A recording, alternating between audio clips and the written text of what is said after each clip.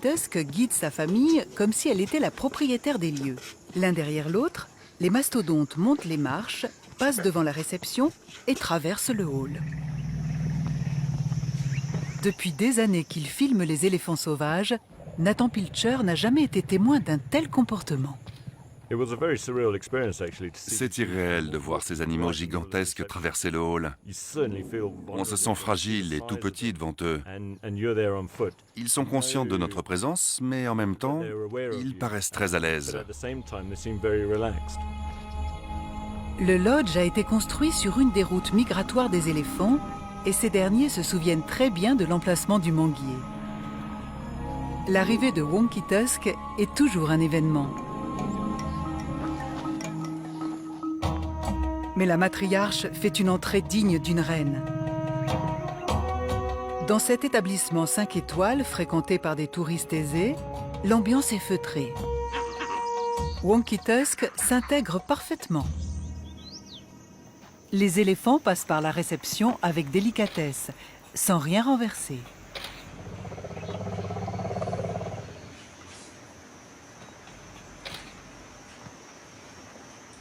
Ils sont bien élevés, mais aussi très curieux.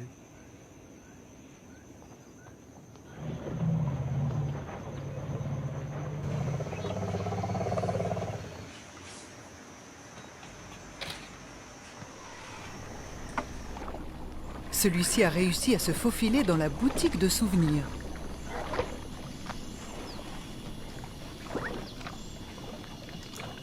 Nathan Pilcher a posé sa caméra dans le hall du lodge. Wonky Tusk viendra-t-elle avec son bébé? Le bon sens voudrait qu'elle ne le mette pas en présence d'humains. Aucun éléphant ne prendrait ce risque. Mais Wonky Tusk n'est pas un éléphant comme les autres. Ici, c'est elle qui fait la loi. Et elle se moque des conventions.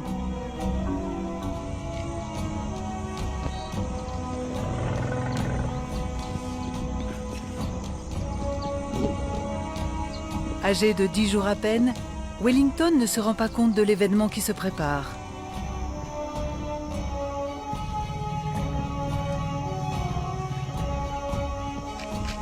Il est le premier bébé éléphant à traverser le hall du lodge.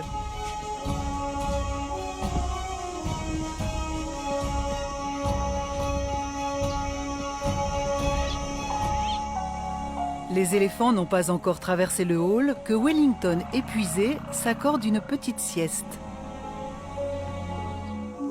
Tous ceux qui ont vu Wellington s'endormir ce jour-là ont eu le même sentiment. Ils ont pensé que les éléphants faisaient confiance aux êtres humains et respectaient leur espace.